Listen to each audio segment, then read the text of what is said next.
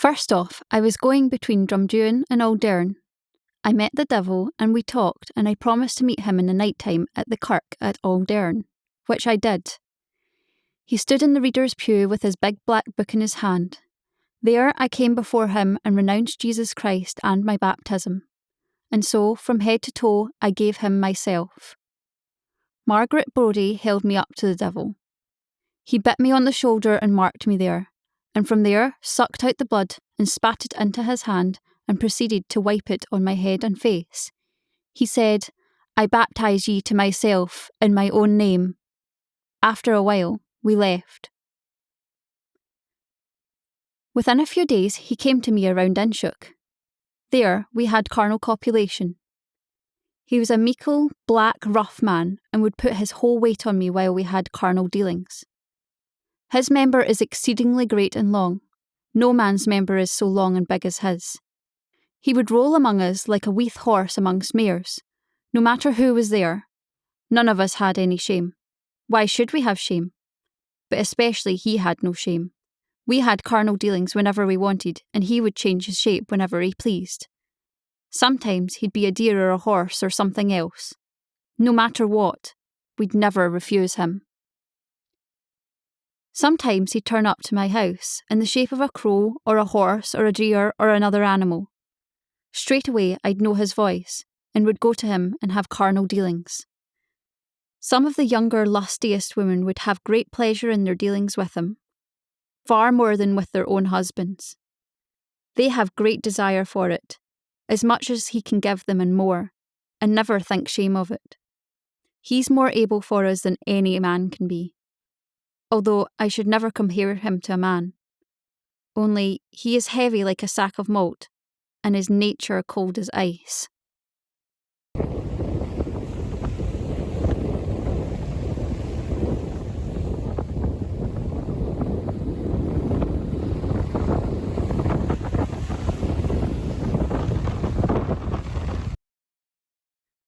Sometimes he'd send me to Auldearn to do his work in the shape of a hare.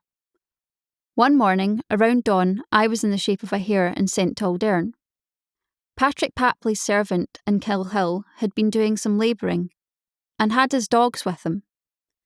They spotted me and chased me. I ran for a long time and was feared.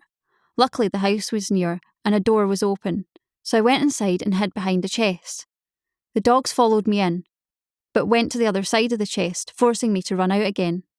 I ran to another house, and there said, "Hare, hare, God send thee care.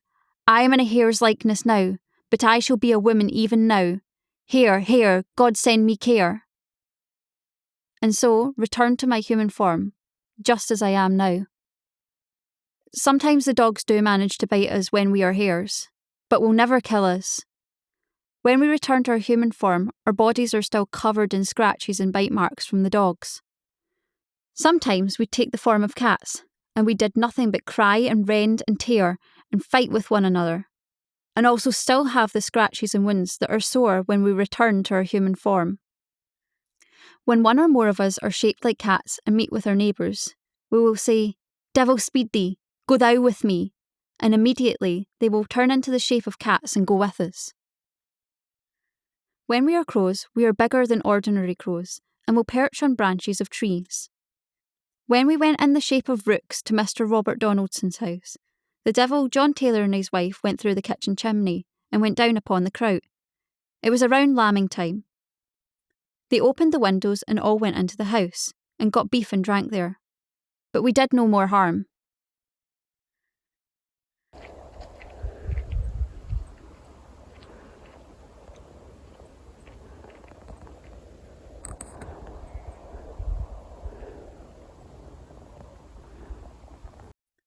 Of course it does upset me when I think of those I have killed with the arrows which I got from the devil. The first woman I killed was at the Ploughlands. I also killed another in the east of M.AR.E. At the last Candlemas in Auldearn, Bessie Wilson killed someone and Margaret Wilson killed another. I also killed James Dick and Connie Cavill. But I am most sorry for killing William Bower in Moynes. Margaret Brodie killed a woman washing at the burn of Taris. Bessie Wilson killed a man at the Bush of Struthers. Bessie Hay from Auldearn killed a pretty man called M.AR.E at the east end of the town of Forres as he was coming out of a gate. Margaret Brodie also killed David Black in Darnvey. Bessie Wilson killed some man at Burgee. Margaret Wilson killed another called John Lees, and Janet Breadhead killed a swine. On the first Monday of the season, Bessie Wilson took a bag made of hare's liver, the flesh, guts and innards of a toad, finger and toenails, and swung it onto a young man called Thomas Reid, and he died. Bessie and Margaret Wilson, John Taylor and his wife Margaret Brodie, and the devil and I were together when Mr. Harry Forbes, who is the minister of the Kirk of Auldearn, passed on his way to Moyns. The devil gave Margaret an arrow to shoot at him, which she did, but it missed, so the devil told her to pick it up. She wanted to shoot again, but the devil said we wouldn't get his life at this time. The devil then caused me to shoot at the Laird of Park as he was crossing the burn of the Both, but I missed him.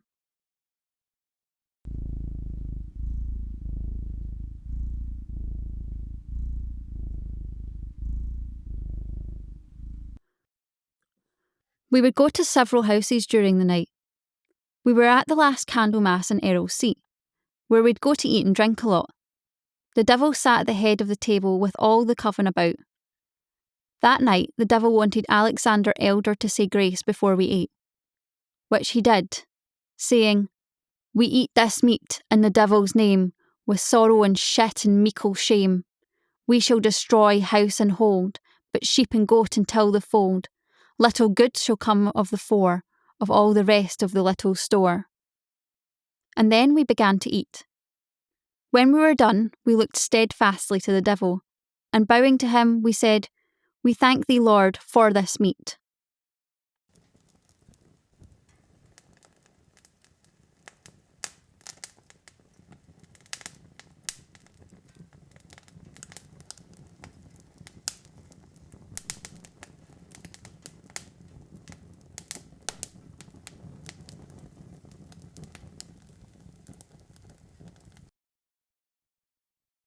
The words we said when we made the doll for destroying the Laird of Park's male children goes like this.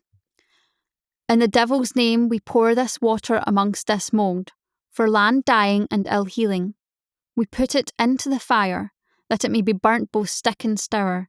It shall be burnt with our will, as any stickle upon a kill." The devil taught us these words, and once we'd learnt them, we fell down on our bare knees with our hair about our eyes, lifted our hands and looked right at the devil. We chanted it 3 times until it was made, and then in the devil's name we cast it into the fire. Then when it was red like coal, we took it out in the devil's name.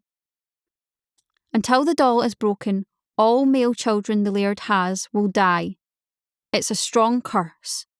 If you throw it into the river, it won't break. The only way for a man to break it is with an axe, or something like that. Otherwise, the curse will remain for 100 years. Every other day, we play with it in the fire. Sometimes one part of it, sometimes another. It'd be a little wet with water and then roasted, and this would cause the child to be burnt and roasted. The devil himself had asked me to help him make the doll at John Taylor's house. The whole coven flew like cats, bees, hares, rooks, but Barbara Ronald from Brightmoney and I decided to ride on horses we'd made from straw. Bessie Wilson was still in the likeness of a rook. I don't deserve to be sitting here. I have done so many bad things, especially the killing of men. I deserve to be punished. You should rip me up with iron harrows or worse, if you could think of it.